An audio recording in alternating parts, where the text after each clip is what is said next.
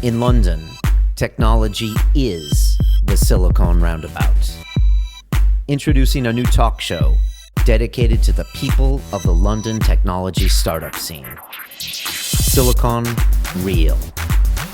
Each week, interviewing entrepreneurs, venture capitalists, financial technology, accelerators, and incubators in an exciting three-person format. Learn about the people behind the innovation. Locally filmed, locally sourced. Silicon Real. It's about the people. This is Silicon Real, the weekly talk show dedicated to the people of the London technology startup scene. I am Brian Rose. I also host London Real. It's the same studio. We get some guys in the room or some girls and try to figure some things out. We just recently had astrophysicist Neil deGrasse Tyson. We've had Tim Ferriss in the house of the 4-Hour Everything. We've had George Galloway in here charming my pants off, and even Max Kaiser from Russia Today talking about Bitcoin. So check that out at londonreal.tv. But today we're here to talk tech. My co-host is entrepreneur Colin Pyle. You're running around London doing coffee, doing language schools. What's going on? Yeah, busy times. Off to Italy next week. Nailed down 3 more blends for the coffee. So yeah, we're doing great, man. It's just really, really, really busy right now. But okay. All is going well, and keep buying the coffee. Good, high quality problems, they say. Sales problems are good problems. Good problems, yeah. It's hard to remember that when you're in the middle of it. But yeah. then, in retrospect, better to have too many customers than not enough, right? Exactly. Cool. Before we get to the show, I just want to say thanks to TaskRabbit, which is one of our sponsors. They're an online marketplace that just got to London a few months ago. You can outsource small jobs and tasks to other people in your community. They actually run the back end part of Silicon Real. They do our quotes for us, chop up videos. They actually are replacing my shades next Monday. There's like a guy that's going to come in with a ladder and do it. I mean, and they're just super responsive. They're like everything you would expect from like Silicon Valley tech. And we'll have to ask Andy about that if it's actually true, applied to like a normal service industry where I would be like calling someone and being put on hold. And here I'm like instant messaging the guy. And so it's awesome. So if you want to check them out, you can get 25 pounds of free service. Use the code REAL25. They're new to our community. So welcome on board. Check them out. Super cool. Yeah. On to the show. Our guest today is Mr. Andy McLoughlin, who is the co-founder of Huddle, which is the most comprehensive tool for managing projects and files in the cloud, used by over 100,000 organizations, worldwide, including Disney, Diageo, and the UK government. I believe over the years you guys have raised over $40 million? Yeah, but about 42 million all in, I think. Okay, I think in about 3 funding rounds. You guys are co-headquartered in London and in San Francisco. Correct. You guys also have the Huddle Foundation, which provides free software to registered charities like UNICEF and Swiss Red Cross. Correct. You're also an angel investor in companies like Postmates, Buffer, I like Buffer, Secret Escapes, Pipedrive, and more. Andy, welcome to Silicon Real. Thank you. It's great to be here. It's awesome having you here. You're a busy guy. You're bi-coastal. You're cruising through this neighborhood right now, and I want to know, what is it like to see the building you were formerly in being torn down, right? You see Old Street Tube Station. It's no longer as dirty as it used to be. It's had a kind of crazy facelift. It was actually kind of pleasant walking through today. It felt weird. It felt weird. I remember coming here to the roundabout area about probably 12 years ago, and it was kind of dismal back then. I mean, and it's unrecognizable now. It's amazing. I mean, it is kind of sad to see that building torn down because, we were in there, Skimlinks were in there, Moo were in there, TweetDeck were in there, Group Spaces were in there, Last.fm were in there. There's a lot of kind of startup history in that building, but it was kind of a hole as well. I mean, I think the owners have basically given up doing anything to it for the last year or so. They should have sold tiles from it like they do in the old stadiums. It's like a piece of the Berlin Wall. Yeah, exactly. Yeah. It's going to be something called the White Collar Factory, which is going to be a 12-story building. I actually went through a tour of the buildings, and the guy was showing me everything they're going to do, and it'll be up in a couple of years. So it'll be towering over the roundabout. That's cool. White Collar Factory. Yeah, that's what it's called. Nothing divisive about that name whatsoever. Yeah. A little cheeky. Is part of the reason you used to be there is because you didn't know the length of your lease, so you could get kind of short, cheap leases because you didn't know when the building was going to get down? So we... I think Alex Hoy said that. Yeah, that's right. I think everyone that's been in that building kind of will tell you that one of the prime reasons for being there, even more so than being right on the roundabout, which is a super cool spot, was that it was really, really cheap. Like really cheap. So I remember talking to Richard about this when after they moved out and before we were going to move in, and what he was saying was that every year they'd been told that they were going to be evicted because they were going to be pulling the building down. Right. And for 4 or 5 years, it had just gone on. And then we moved in, and like for another 2 years, we expected actually we'd probably be in there forever. And then one day we get the notice saying, "Hey guys, you've got to move out." And I think actually everybody in the building was being evicted on the 24th of December. So it's like a very startup Christmas. Yeah, exactly. But it was amazing for us. It allowed us to go from probably 40 people up to we probably had almost 100 in there by the time we left. Really overflowing. And it was kind of nice to see when we first moved in the kind of this kind of nascent Shoreditch Silicon Roundabout scene that was beginning to grow, and then coming back over the months after that and just seeing it explode. What is it like to come back now and see it change, like even by a factor of 10 more Google campuses here now? There's so many other companies. What's it like? Because you guys were there early on. This is 7-8 years ago when you guys started. Yeah, right? yeah. So I talk about kind of the last day that I had a real job was November 2006. Okay. So I think Ali and I both kind of started on Huddle full time then. We'd been working on it for a while, and kind of it's almost impossible to think back what the London scene was like back then, because really there wasn't a London scene. You could probably count, there were a bunch of companies building tech stuff, but there was no real community. Rob Lock would throw a few dinners, and really that was it. And so actually pretty early on, Ali and I decided, as well as doing Huddle, we'd have a side project, which was an event called Drink Tank, which was a monthly, basically drink up for entrepreneurs, investors, journalists, because there wasn't anything at the time. Now, we kind of got busy with Huddle. I moved away. Ali moved to SF as well. But since then, it's like a hydra. Drink Tank finished, and then like 4 other events popped up in its place. Yeah, now you got the Drinkabout and tons of them. The Milk Roundabout. You've got the whole scene's kind of gone. Every night of the week, you can go to like 5 different events, probably, if you wanted to. Yeah. And when did you move to San Francisco? Why did you make that decision? Because that's a big decision. Mm-hmm. And what's it been like? So I moved out there in May 2010. So it's coming up to 4 years now. Wow. It'll be 4 years in just over a week or so, which is crazy because it's gone in the blink of an eye. I moved out because we raised our B round earlier in 2010 from Matrix Partners, who are a US VC, from a guy called Josh Hanna. Josh is a value-based partner. And he quite fairly said, look, given what you guys are doing, you're building kind of broad enterprise technology, you need to have a big presence on the West Coast. I'd been going out there anyway. I kind of knew the area pretty well. I was pretty much young, free, and single. So I was like, I'll fall on that sword. I will move to California and go and set up the US office. Right. Alistair had like a kid. He had another one on the way. He was kind of knee-deep in running the UK operation. And, the great thing about having 2 founders is that you can kind of divide and conquer like that. What's it been like lifestyle-wise? You're an Englishman in California. I'm American in London, but that's another story. I'm Canadian in London. We're all... Yeah, well, kind of out of water. What's it like being there? I mean, you must have seen the usual typical things at first, where you're like, okay, this is what I expected. And what was it really like? I mean, I guess I knew the place reasonably well because I'd been going there quite often. I mean, I always say to entrepreneurs when they're thinking about making that big leap, before you do it, spend a bunch of time there. Don't just go out for a week once a year. Really try and get out there and immerse yourself. But Airbnb makes it super easy to go out there and spend a month. Living kind of amongst other people, other entrepreneurs that are building stuff, and just see if it's for you, because not every company needs to be out there. If you're building, maybe e-commerce, or if you're building fashion, or you're building retail technology, or financial technology, or legal technology, there's nothing in San Francisco for you. But if you're doing the kind of broader stuff, broad enterprise, broad consumer marketplaces, it's the best place in the world to be. And I think for me, the biggest change compared to London was just that, in the same way as maybe LA is a kind of one industry town, people talk about working in the industry, when you work in movies, that in San Francisco, it feels like a one industry town. Everybody works in tech, or they work in industries supporting tech. And actually, that's not the truth. I mean, I think I read recently that only 7% of workers in San Francisco work in tech, but it certainly feels that way. You're hanging out in the Mission, or you're hanging out in Soma or downtown, and you literally walk around and you see on buildings the logos of companies. These aren't well-known companies, but we know them because we work in the space, and they're just everywhere. You go into a coffee shop and you bump into Esther Dyson, or you hear 2 guys talking about, they're going to set up some new car-sharing service called Lyft. And before you know it, it's raised like $100 million in funding. It's a kind of crazy place. And I think the upside is that everybody's working in tech, and the downside is that everyone's working in tech. So it can kind of feel a little bit navel-gazy.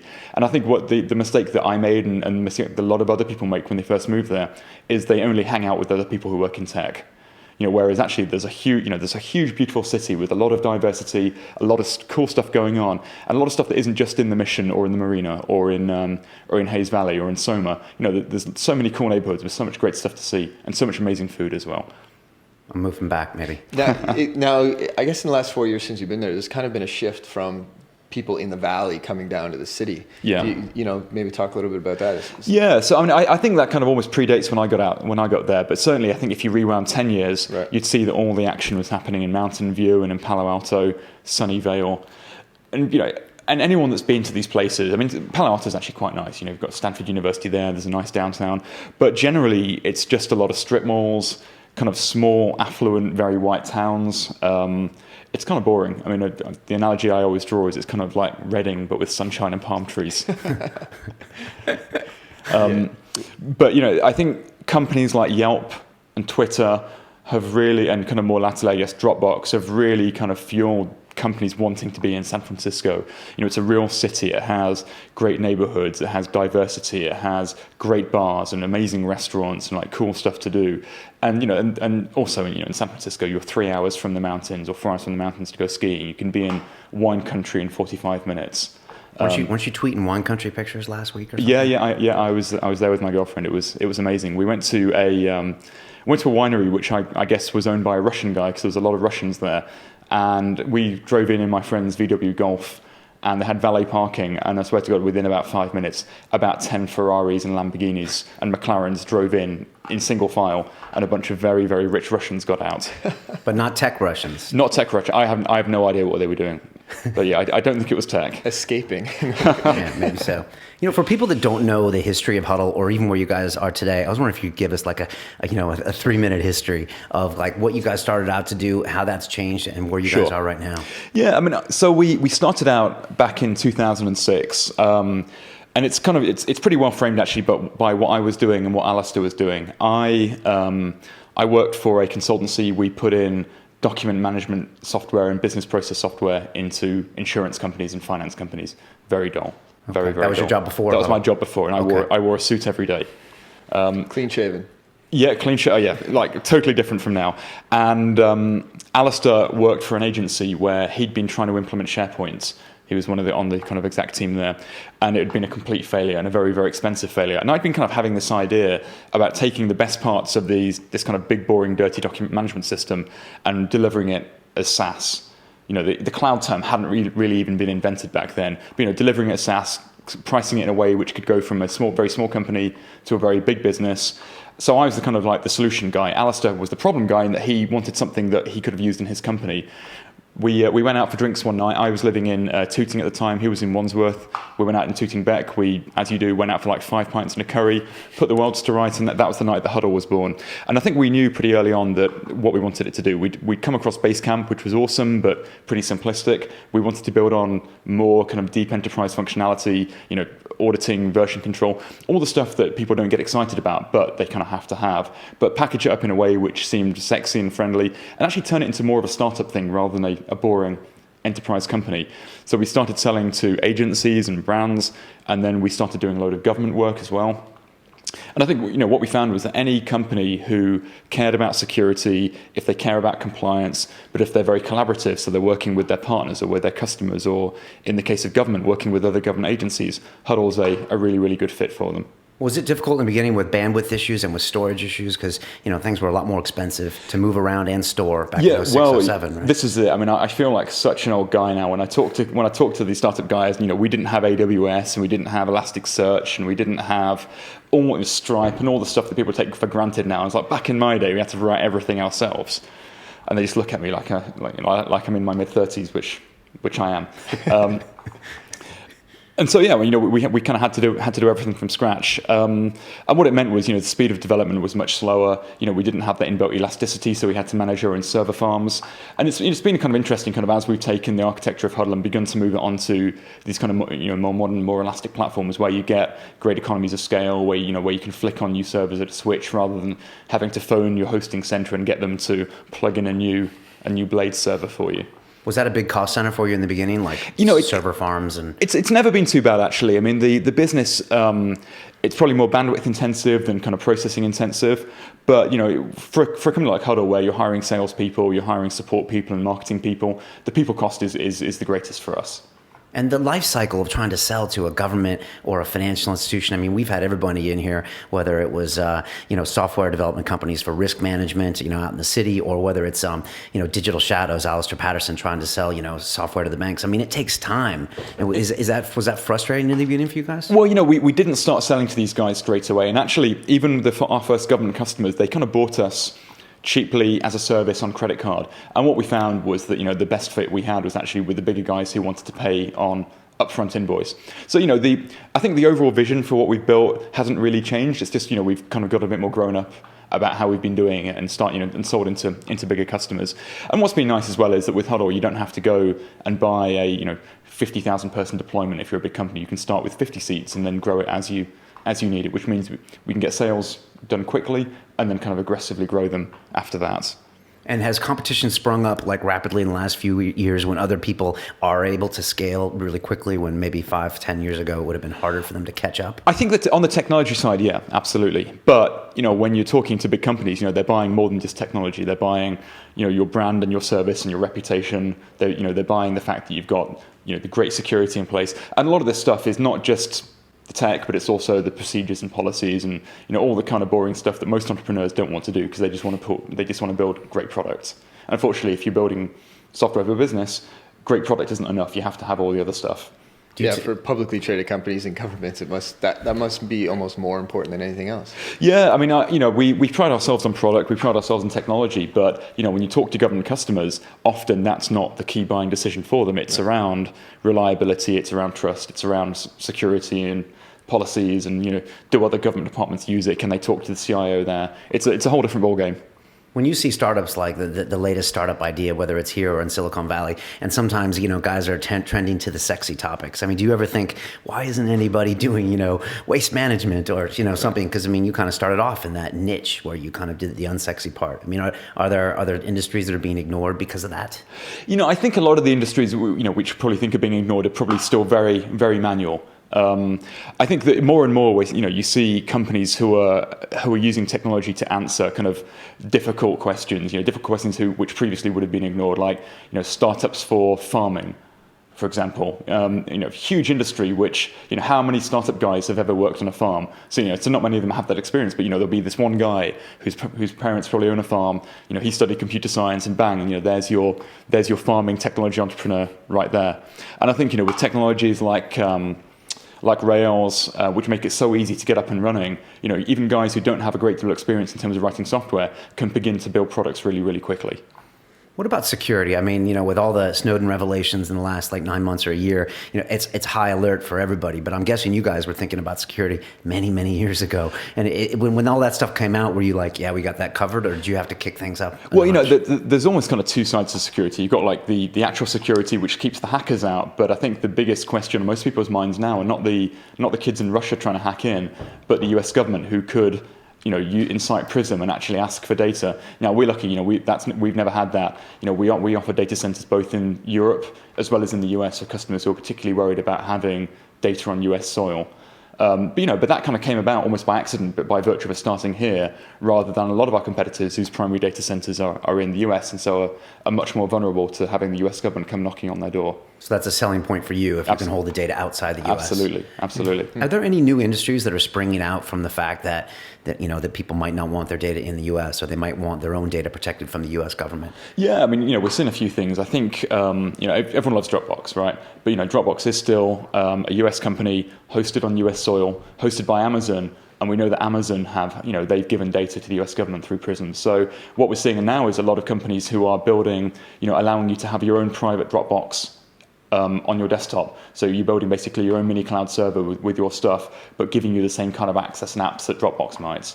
I think the second thing is we're seeing a lot of work going into encryption.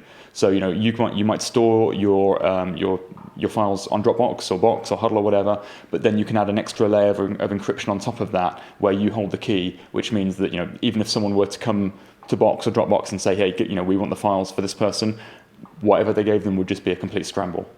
And for someone who doesn't know any better, what is it like the basic difference between, say, you and Dropbox? Because I think most people are familiar with Dropbox. They've seen it. They've used it. I think there's a couple of things. I mean, at its most basic level, we don't work with, we don't sell an individual product. We don't work with very small businesses. We serve the mid-market and above. And Dropbox is just files, sync and share, whereas we provide a broader range of collaboration tools around the content. And I think it was either you or Alistair that was saying the way you're staying ahead of the market is by simply providing a better product. I mean, are you always going back to your software and just trying to make the best product? Oh, absolutely. I mean, we have a big team of guys here in London, and every 2 weeks they're shipping new product that goes out.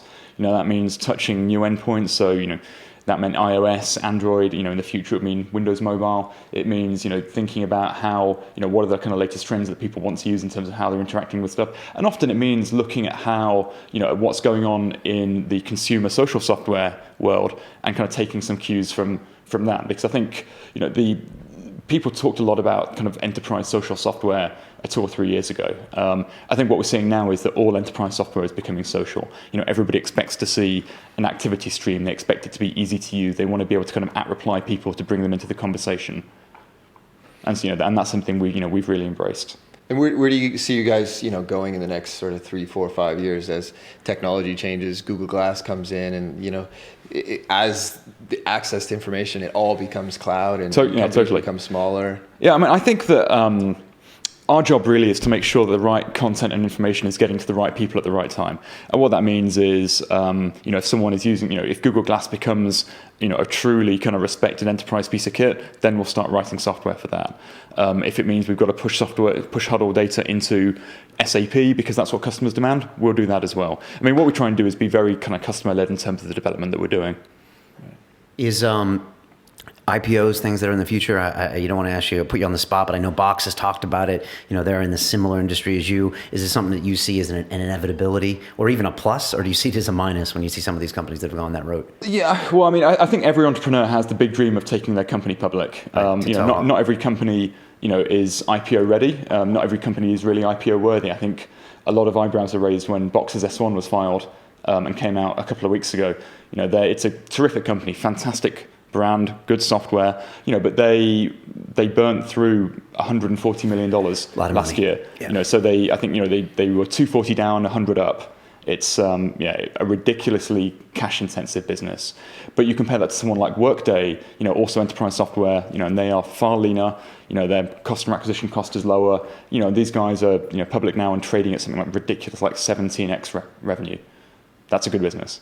Wow. So no immediate plans IPO. Just cross that bridge when you come to it. Yeah. I mean, it's on our roadmap. We'd love to get there. I mean, who knows? We might be so attractive to somebody that they can't keep their hands off us, and we get snapped up along the way. But our vision really is just to build a solid, scalable company, which has all the hallmarks of an IPO business.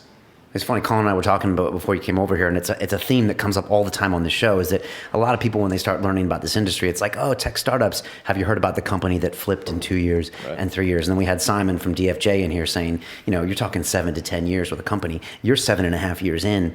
Have you ever thought about doing something else? Is that something you tell tech startup people that, look, this is a really long haul?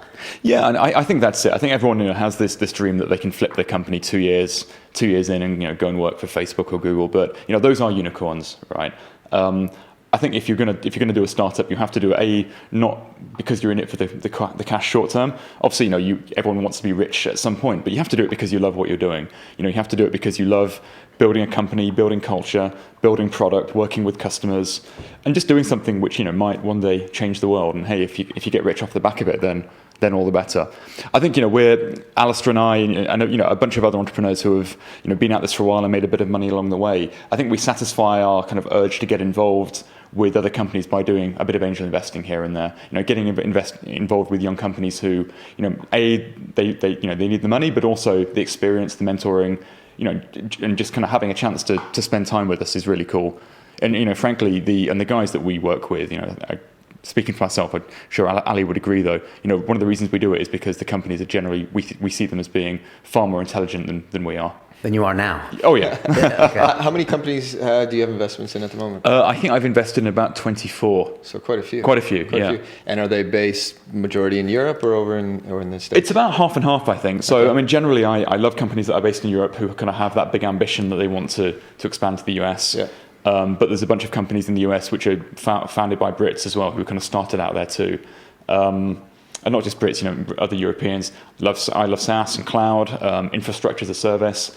People talk about, software eating the world. And the analogy that I draw right now is that it feels like we're in a gold rush.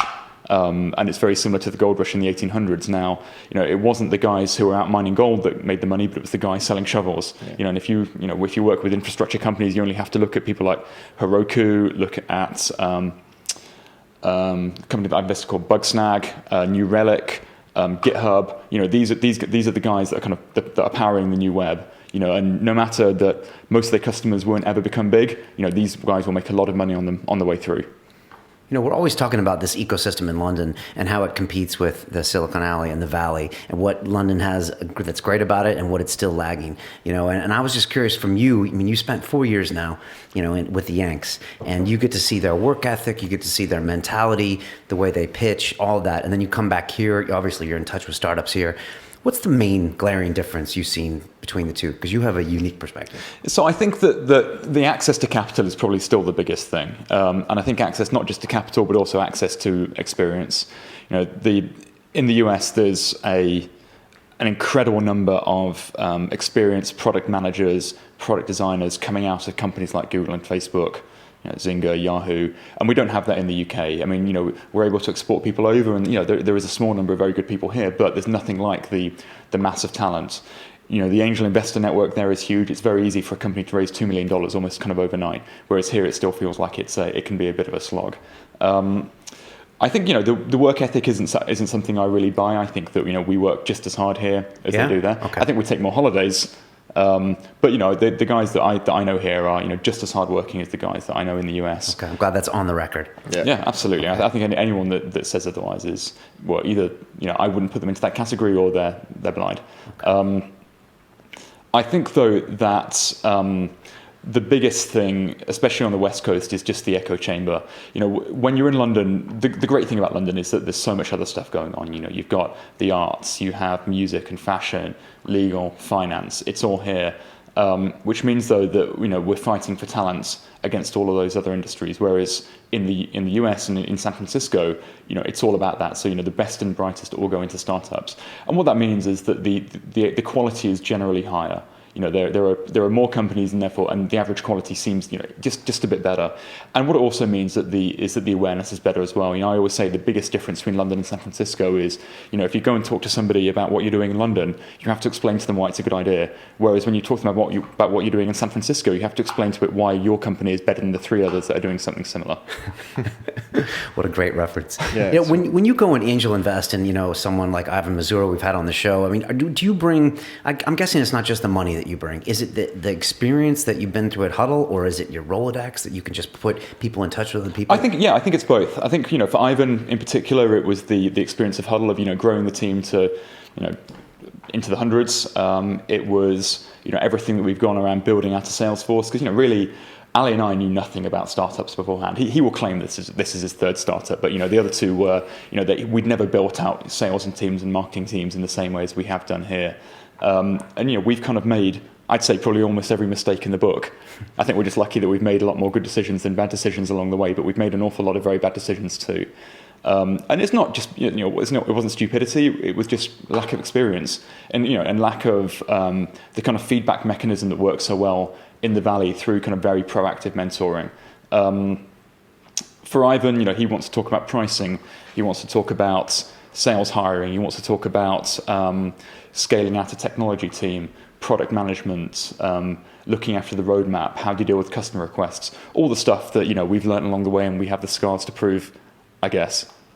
What's the biggest sort of piece of advice you give to a guy like Ivan, for example?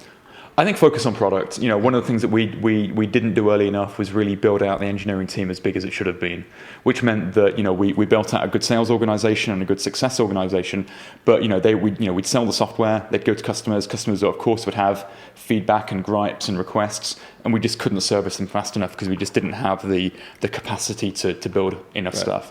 And so with Ivan, him specifically is he's building out a really great team, but he needs to kind of pump in more engineering resource. Yeah, it's kind of a fine line, right? You want to keep cash flow up and keep the sales team rolling. Correct. But on the other hand, you have to keep creating a good product and stuff. And I think one of the things that we learned is that hiring additional salespeople, especially when there's stuff that needs to be fixed, it's kind of a short-term sticking plaster rather than kind of fixing the long-term underlying problem, which could be only something that an engineer can do. Right. You've had so many roles at Huddle. You've been the CTO, you've been head of product, head of marketing, you're now the EVP of strategy. How do you... It's an amazing made-up title, isn't it? Is that the executive vice president of strategy? It is. Oh, okay, all right. I don't know either. It sounds important, though. It does. I once worked for a company, and I had the role Chief Business Development Officer. That was my role, CBDD, yeah. CBDO. Yeah, anyways. Why the role change, and how do you find what do you actually do, maybe? Yeah. That's a really good question. Well, so firstly, I think the title that we chose was just because it's so vanilla and broad brush. It lets me get involved in absolutely any conversation. Not only with the guys internally, but I can go and talk to VCs. I can talk to our alliance partners. I can talk to companies that we might be, looking to either acquire or looking to work with. I can talk at events. I can do anything. Ali and I we've always kind of divvied up the roles. He was CEO, but looked after the business and operations side. In the very beginning, I looked after the product and technology piece. And I think to answer your question, the reason for the change was just that, I'm a pretty good all-rounder, definitely talk the talk. But, as we've grown and as we've been able to hire better people, it makes sense for me to step back and bring in people who are better than me. I think the worst thing that any entrepreneur can do is keep their arms around stuff, because then the company will never grow. Do you see that all the time? I mean, you must walk in these circles of all these very successful startups. Do you see it sometimes where you're like, you shouldn't be the CTO anymore, or you shouldn't be the CEO anymore? Yeah, you do, and I think that in the very successful startups, they realize when they should and when they shouldn't be. I mean, what's always nice is that when you see a CEO who is who's been able to grow with the company. They start off as just your typical founder CEO, but they've got all the makings, the composure and the smarts to go on and potentially be a public company CEO. Right. How do you acquire talent? Because as an entrepreneur, at a very early stage, it's difficult. You may not have the cash to give them. You may not have the the $1 billion sort of road for them to jump on board. But how did you acquire talent? You grew fast after you got your first $12 million. You had to scale fast. We did, yeah. I mean, I think that when I look back, and again, this kind of comes back to my point about Ivan, one of the biggest issues that we had, first of all, was that we didn't have a really, really strong technical founder. I was the technical founder, and I'm a pretty awful coder. I haven't written a line of code in about 3 years now. And even when I was kind of more actively involved, I was still kind of crap. And what that meant was that I think the stronger the technical founder you have, the easier it is to draw in talent. So we had to really kind of just do it by hook or by crook. We hustled, we probably told a few fibs here and there, but we got people in. And our first technical hire was a guy who I found on monster.com, and he was based out in the Czech Republic. His name was Bohus. And Bohus was interested in moving to England. He was interested in working for a startup. He was a kind of traditional kind of software engineer, software developer, but he was cheap.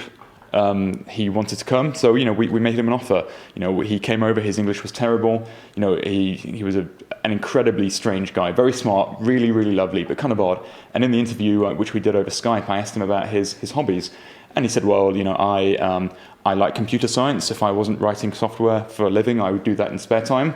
I like disco dance. I like weightlift. I like inline skate." I was like, "That's a good set of hobbies." Yeah. Does he ever do them all together? I actually never saw him in his inline skates, okay. But and he came to us. His English was pretty terrible, so we put him through language school as well. He missed his mum, so his mum came out and lived with him in his 1-bedroom flat. Which we never asked any questions about that. And and it was great. And he had a very kind of weird, very Eastern European dress sense as well. Wore some really terrible T-shirts. I think on the day that Eden Ventures came around, before we'd raised our A round, because they wanted to meet some of the team, Boas was wearing a T-shirt that had a graphic of 3 sperm on it, and one of them had a thought bubble that said "emergency, we're in the ass." It's like, okay, you don't get to talk to the investors today, Bovis, because we don't have any spare T-shirts for you to wear. Exactly. Is he still with you? He is not, I'm afraid. No. So he, in the end, his father got sick, and he had to move back to the Czech Republic. So he actually worked for us remotely for a while. But we've always been big proponents of having the team together here in London. And so it didn't work out, but we're still in touch. I spoke to him just a couple of months ago. And are there certain tests that people have to pass to get the hire from you? I mean, do they have to meet all the top people? I know Ivan was very specific about when he hires. They have to meet everyone in the team. Yeah, I mean it's kind of harder now, obviously, that the team is larger. But the second hire that we made, and really this was who we built the technology team around, was a guy called Bob. I think Bob, his Twitter handle was always and still is Bob from Huddle. And so, Bob is kind of Huddle engineering embodied. He's incredibly smart. He's a little bit of an oddball, but just an awesome guy. And in the interview, in fact, I interviewed Bob remotely because I was at the lawyer's office signing our first term sheet, and Bob was sitting at my desk. We talked, I quizzed him on technology. We actually he did a technical test for us as well. And I said, beyond, writing code, what else are you going to do?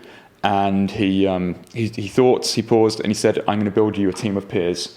And God bless him, 6 years on, 7 years on, Bob is still with us, and Bob built us an amazing team of peers. And because Bob's so technically strong and so well respected, we've been able to build the team around him. Gosh, that's really what you want to hear when you're hiring someone. I'll build you a team of peers. It's like, just give me a hug, right? If you can really trust that to someone. Right? Yeah, and so and Bob. And our first CTO, Jonathan, they built the hiring process for the technology guys, which was they'd meet with Bob, they'd meet with Jonathan, they'd probably meet with another engineer and one of the QA guys, and they'd do a technical test, and they'd really put them through the ringer after being initially screened as well. And then the 4 guys that were involved would stand around and say, definitely yes, probably no, definitely no. And unless they got 4 definitely yeses, they wouldn't hire them. Which meant actually we weren't able to hire probably as quickly as we should have done, but we were able to hire really great people. Because from my time, managing the engineering team, the one thing I know that there is nothing as kind of downheartening as the engineers feeling like they're carrying somebody. So they had to feel like every single person they were bringing on was even better than them. How hard is it to find engineers at the moment in the Valley? Is it as bad as we hear? Well, we don't hire out there. I mean, we're kind of weird in that our San Francisco office is purely commercial. Okay. Sales, success, marketing, the founders. All of our engineering talent is here in London. And I guess because London is still kind of a smaller ecosystem, because we've got a pretty big presence, I think it's actually getting easier over time for us to hire. Retention is good as well. I think you compare that to the Valley, where it's just so damn expensive. I think you might pay £100,000 or the equivalent of $100,000 for like a good engineer in London. You'd probably pay $180,000 for the same person. Seriously? In San Francisco. Wow. And the fact is, they're probably going to leave you within 18 months because they're going to be wooed by the next big thing. Jesus, that's really competitive. And are you hiring now? I know you got offices in DC and some other places. Yeah, so right now we have London, which is really the engine room of the business. Where are you guys now in London? We are down by Aldgate, kind of Spitalfields area. Okay. Unfortunately, we were looking for a floor plate which is bigger than you can generally find in this area. Okay. I think everyone was kind of sad to go because a lot of our guys lived really close to here. That's why it made me a bit teary coming back here today. It's like coming home again. And then we have a team in DC who service our kind of US federal customers, a team in New York kind of doing East Coast, and then the guys in San Francisco. I just want to know, how do you invest in all these angel companies? I mean, you haven't had like that liquidity event, that PayPal event where you've sold out. Have you managed to just monetize some things over the years, or? Yeah, basically that. We've been able to make a bit of money. I've had a bit of property that's done well. Some of the startups themselves I've been able to take money out of those guys as well. Okay. So yeah, it's kind of like slow and steady, and these aren't huge checks that I'm writing. I'm not Peter Thiel who's going in and writing a $500,000 check for a company that's fallen in love with. Okay. And what are some of your other angel investments that you're excited about? So I think kind of London specifically. So I've recently invested in DriftRock, which is a guy called Matt Wheeler, and he came out of Forward Labs. So actually, I think Matt was actually the first employee. Are they in the at station? Forward. Did they just move into Old Street Station? They've been running an event down in Old Street Station. Okay. Yeah. I walked by and I took a picture this morning and I was like, who are these guys? And DriftRock is online marketing tools for small companies. Yeah. Really, really cool. I mean, and these guys have so much experience from their days at Forward when they were running marketing campaigns for companies, that these tools are based on what they use there. So if anybody can make this into a big business, it'll be Matt. There's a company called Cloud66, which is a infrastructure as a service company. They came out of Wira, a bunch of kind of former banking engineers, really, really smart guys. And, I think that they will, I'd imagine at some point they're going to move out to the US. It feels like a kind of classic, West Coast Valley infrastructure play. Beyond that, there's a company called Wazoku, which is founded by a former Huddle guy that used to work for me, and they do kind of enterprise ideas management. There is Togetherer, which was founded by a really good friend called Socrates, and Sox was the founder and CEO of Trusted Places, which sold to Yale. And with Togetherer, it's answering a very basic problem, which is how can I kind of easily and privately share moments with my family. My sister hates Facebook. She won't put pictures of the kids on Facebook, but she'll put them on Togetherer so that we can kind of privately see them and share them. I sense a theme with software companies. No hardware? No, I have no idea how hardware works. Okay, hardware scares me. Okay, so you keep it what you know, basically. Yes, exactly. And are you looking for more investments? Do you actively seek them out, or are they? No, I mean, I've been tapped out for about 3 or 4 months now, right. And I've kind of made a couple since then. But I'm basically out. I mean, although if something really, really good comes along, right. Which just looks so amazing and so compelling, I might be able to find a bit of money for it. Is that mentally tapped out? Both, I think mentally, time-wise, and cash. What percentage of your time do you spend on those companies, would you say? Not much. I mean, Huddle is still pretty much all-consuming. With the crossover from the UK to the US, I can probably get 2 hours with the guys, 2 or 3 hours, depending if I start really early and they start late. I'm not a morning person. If I could stay in bed till 10 a.m. every day, I absolutely would do. But unfortunately, it means being kind of available from 7 a.m. onwards. Right. So from 7 till 10 or 11, that's kind of UK crossover time. Then maybe a couple more hours with the guys that are working really late here, and then afternoon is kind of Huddle projects. And so I might work from 7 till 6:30, and then I might spend like an hour with a startup or something after that. Okay. But a lot of these guys, the reason that you invest is because they will reach out when they need it. So I'm going to see Kieran O'Neill from Thread after this to catch up with him. But they know what they're doing. They want some advice. They want to bounce an idea off you, but you're not having to run their business for them. Will you ever move back to London? Oh, that's a really good question. Had you asked me this a year or so ago, I would have said absolutely not. But every time I've come back to London in the last kind of 9 months, I've kind of realized how much I miss it. But then I get back to San Francisco and it's sunny and I can go and sit on my deck, and it's like, I really love it here. So I feel like I get the best of both worlds right now. I'm in London every 6 or 7 weeks. So I get to kind of see my friends here, do all the kind of cool stuff around here, really kind of have that big city vibe, and then get back to San Francisco, where I feel like I lead a much kind of healthier, much more kind of rigorous lifestyle in terms of healthy eating, working out, not going out till like 4 or 5 o'clock in the morning at weekends. Because when I lived here, I was in my 20s, and London's such an amazing city with so much going on. There's always stuff, going on at night. And what happened was, you end up going out late and you feel awful the next day. You don't do anything. And my housemate at the time, Chris, he was a lawyer. He was a bit more sensible than me. And him and his girlfriend would go and do really cool stuff. They'd go to flower markets and antique markets. I was like, God damn it, I want to do that as well. So I treated San Francisco like as a bit of a reboot of my life. I would be healthier. I wouldn't party as much, and I'd be very kind of heads down at work. And I would spend my weekends, doing outdoorsy, interesting things like hiking and skiing and cycling.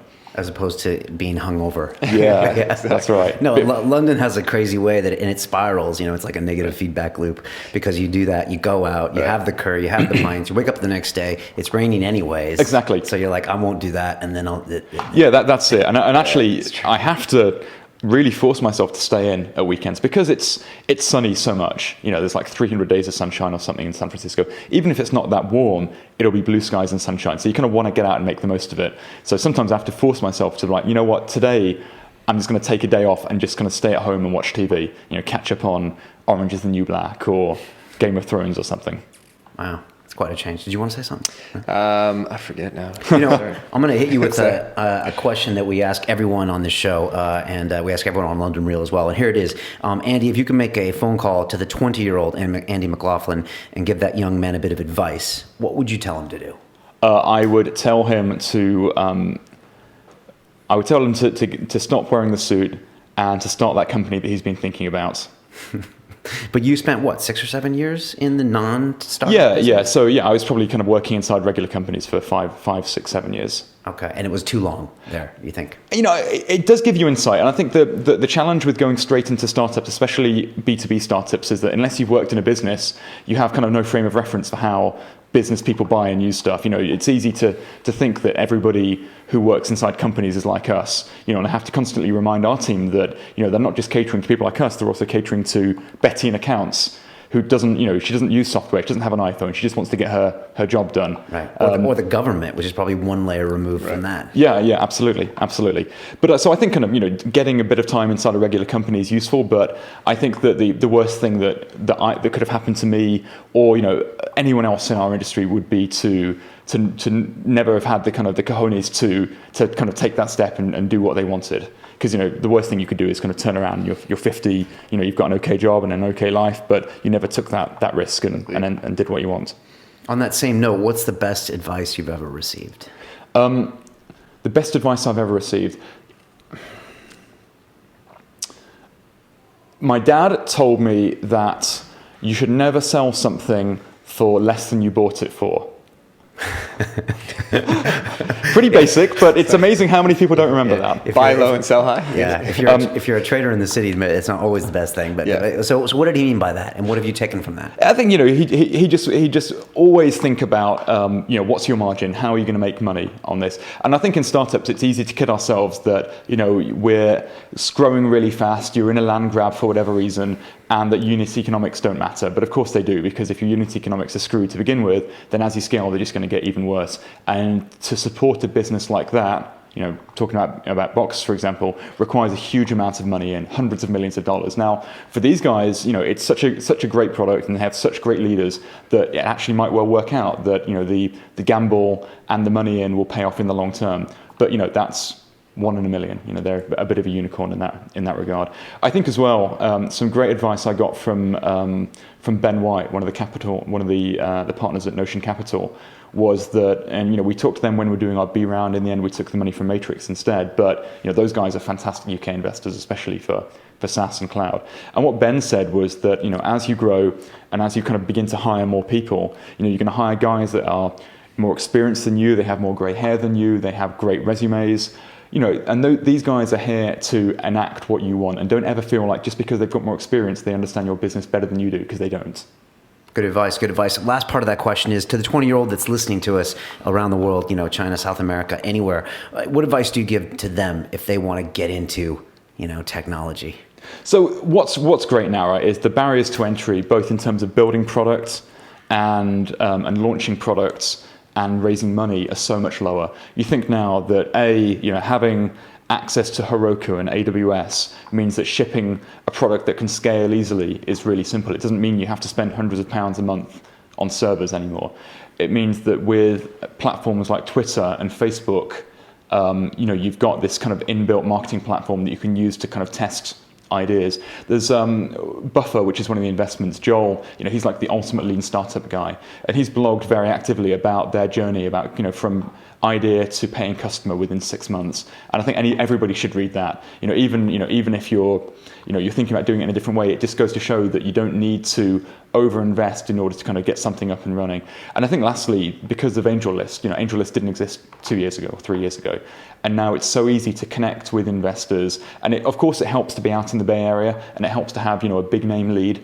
But, if you have a great idea and you can convince somebody to start that snowball for you, it's actually pretty easy to get in front of investors who up until previously it felt like it was a kind of closed old boys network, that unless you had an in, you were never going to reach them. And does this also mean greater competition all of a sudden? I mean, does it mean that everyone has access to these things? Oh, of course it does. Yeah. I mean, I think in terms of money, it means that, investors are being flooded. It means that every startup is competing with not just the guys within 10 square miles, but, people from all over the world. But, frankly, as technologists, it can only mean that we have to build better product. Right. The best idea rises to the top. Yeah, absolutely. And not just the best idea, the best execution as well. Right. Ideas are cheap. We talked briefly a couple episodes ago about NDAs and, not signing them. I think we talked to Ben Southworth about it. Do people sign NDAs anymore? Yeah, people sign them, but I think everyone realizes it's pretty academic. Okay. Because I'm sure if my ops guy hears this, he'd probably shoot me for saying it, but it's, they're not really worth the paper they're written on, but you kind of still have to do it. You do, yeah. Okay. Out there. And is tech in a bubble? Is tech in a bubble? I think it's in a bubble which will shrink again at some point, and I don't think it's going to shrink in terms of the number of people working in it. I think that valuations are a bit high, less so in London and Europe, but certainly in the Bay Area, where you got two kids coming out of Stanford who are going to raise a ludicrous valuation for a company that's probably never going to make any money. That those businesses will in the future be worth less, but I think that as software permeates every aspect of our lives, like IoT is such a big thing. The Internet of Things is a big thing. That there is an ever-growing market for software companies. I just think that the crazy valuations will have to stop at some point. But like Amazon this morning yesterday or today came out with earnings. 20 billion they made, but they spent like 19. But that's Amazon always does that, right? But they're trading at 545 times earnings or something like that. It's ridiculous. That's like the Bezos mantra, just to throw all the money right back in the company. Yeah, I mean, they didn't make a profit for an incredibly long time. Yeah. And it's funny, actually, even now, even on the West Coast, there is still a huge market for people that aren't, fully invested in technology or even really understand it. We were talking to my girlfriend's father a little while ago about what he might want for his birthday, and he didn't know. And so Christina said to him, well, maybe we could buy you Amazon vouchers. He's like, that I don't read books. Yeah. So there's still a little bit of a disconnect. Still a little bit of a gap. Yeah. You can buy anything. Yeah. I mean, I've had all sorts of crap delivered. I've had shoelaces and deodorants. What they say now, they're testing out actually sending you stuff before you buy it. Well, really? I mean, there's a bit of a misnomer there, because as I understand it, what they do is they begin to ship stuff to local distribution centres around you, so that based on buying patterns of other people, they can get stuff to you even more quickly by drone.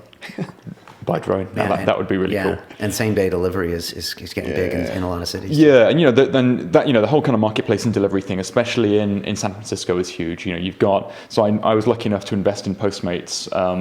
I knew Bastian Lehmann, the CEO, who's a German guy, back here in London before we both moved out to SF around the same time. And he didn't really know what he was going to do, but he said he wanted to start a company, and he's just such a go-getter that you couldn't help but kind of invest in him.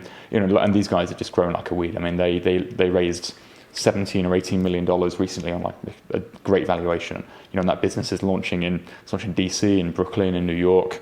It has the potential to be the next Uber. In fact, I think in the US now, they are third behind Uber and Lyft in terms of number of drivers on the road. It's just that they're shipping packages and food rather than people. Wow, fascinating. Yeah, I think we're going to see the NASDAQ kind of correct a bit, maybe 20-25%. But anyways, we'll see what happens. Andy, our time's up. Thanks so much for being here. Thank you. It flew by, as usual. How do people get a hold of you? Are you a Twitter guy? You are a Twitter guy. Oh, yeah. They can tweet me at Bandrew. Okay. And what about getting jobs at Huddle? Should they? They go to our website. I think we've probably got 10 or 15 open positions right now, especially QA people. We are desperate to find software testing engineers. Okay, or like quality assurance, just testing. I mean, these are kind of more kind of engineers writing code around the testing rather than kind of dumb button clickers.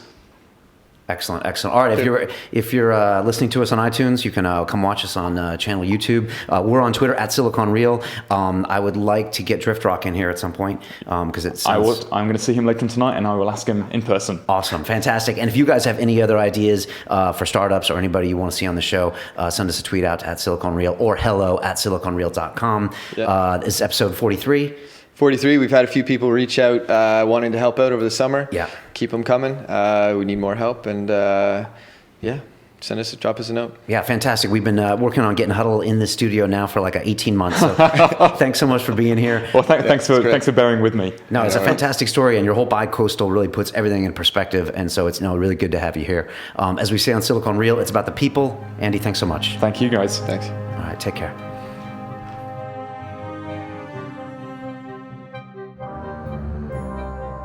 For us, the decision to do a Kickstarter was mainly about to show that people care about what we want to create, essentially building our first tribe. We are the highest, the biggest crowdfunded project that came from the UK, even though we did a US Kickstarter, but we are a UK company. Yeah. We are today, I think, number 5 in product design all time, number 31, I think, all time in Kickstarter out of 500,000. And number 1 in category that is related to learning.